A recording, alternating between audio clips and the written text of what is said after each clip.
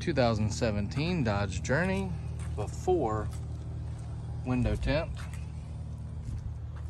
This is literally just factory privacy, no tint at all. We're gonna do legal tint all the way around on this one.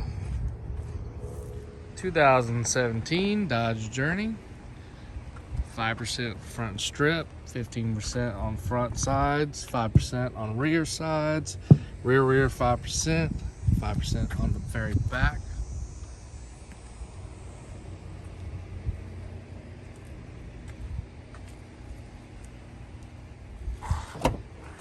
Inside is, can't really tell in video how it looks on the inside. That gives you a good comparison of what it was.